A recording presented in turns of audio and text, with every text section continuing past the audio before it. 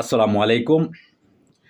সুপ্রিয় দর্শক, আপনাদের সবাইকে জানাচ্ছি আজকে ঈদ উল ফিতর, পবিত্র ঈদ মোবারক জানিয়ে শুরু করছি আজকের আপডেট। আজকে আপনারা জানেন আমাদের বাংলাদেশের প্রধান উপদেষ্টা ডক্টর মোহাম্মদ ইউনূস তিনি জাতীয় ঈদগাহ ময়দানে নামাজ পড়ছেন এবং জাতির উদ্দেশ্যে তিনি আজকে কিছু বক্তব্য রেখেছেন। তিনি বলেছেন, যত বাধাই আসুক ঐক্যবদ্ধ বাংলাদেশ গড়তে হবে বলে জানিয়েছেন অন্তর্বর্তী সরকারের প্রধান উপদেষ্টা ডক্টর মোহাম্মদ ইউনূস। সোমবার ৩১শে মার্চ জাতীয় ঈদগাহ ময়দানে ঈদের নামাজের পর দেওয়া বক্তব্যে তিনি এই আহ্বান জানান। সংক্ষিপ্ত বক্তব্যে জুলাই গণ অভ্যুত্থানের বীর শহীদদের স্মরণ করেন এবং আন্দোলনে আহতদের সুস্থতা কামনা করেন ডক্টর ইউনূস।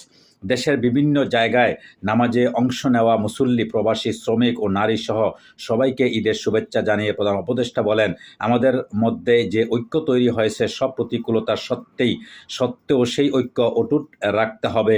সেই সঙ্গে একটি ঐক্যবদ্ধ জাতি ও বাধা সত্ত্বেও নতুন বাংলাদেশ গড়ার প্রত্যাশা ব্যক্ত করেন তিনি। ডক্টর ইউনূস আরও বলেন, যারা আত্মত্যাগ করেছেন, যারা নতুন বাংলাদেশের স্বপ্ন বাস্তবায়ন করার জন্য আত্মহুতি দিয়েছেন, বেঁচে থাকলেও স্বাভাবিক জীবনযাপন করতে পারছেন না, তাদের স্মরণে আমরা যেন মোনাজাত করি। আল্লাহর কাছে আমরা অবশ্যই সেই স্বপ্ন বাস্তবায়ন করবই। শত বাধা সত্ত্বেও যত বাধাই আসুক, আমরা ঐক্যবদ্ধ জাতি হিসেবে এই নতুন বাংলাদেশ গঠন করব ইনশাআল্লাহ। এই মোনাজাতটা আপনার সকলে মিলে একসঙ্গে করবেন। এরপর সবাইকে ধন্যবাদ, আবারও ঈদ মোবারক জানিয়ে প্রধান উপদেষ্টা তার বক্তব্য শেষ করেন। জাতীয় ঈদগাহে প্রধান উপদেষ্টা ছাড়া উপস্থিত ছিলেন সুপ্রিম কোর্টের বিচারপতি, উপদেষ্টা পরিষদের সদস্য, রাজনীতিবিদ সহ বিভিন্ন শ্রেণী পেশার মানুষ।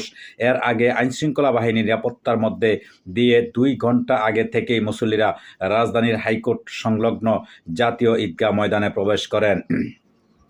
তো দর্শক, সেই ডক্টর মোহাম্মদ ইউনূস আমাদের প্রাণপ্রিয় বর্তমান উপদেষ্টা, বিশ্বের কাছে আমাদের বাংলাদেশের লাল সবুজের মানচিত্রকে সম্মানের দিকে অনেক উপরে উঠিয়ে দিয়েছে। সেই ডক্টর জাতির পক্ষ থেকে জামাতে যারা যেখানে শরীক হয়েছেন তাদেরকে ঈদ মোবারক জানাচ্ছি।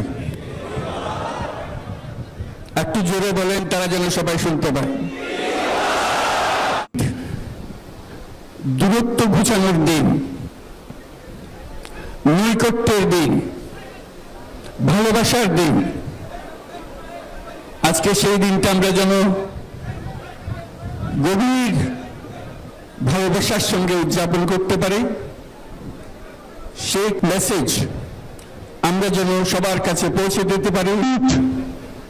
ঐক্য গড়ে তোলার দিন এবং আমরা স্থায়ীভাবে ঐক্য গড়ে তুলতে চাই।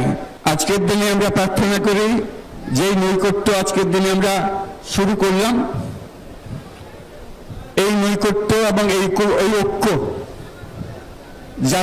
জাতির জন্য যেন স্থায়ী হয়। শত বাধা সত্ত্বেও যত বাধাই আসুক, আমরা ঐক্যবদ্ধ জাতি হিসেবে এই নতুন বাংলাদেশ গঠন করব ইনশাআল্লাহ।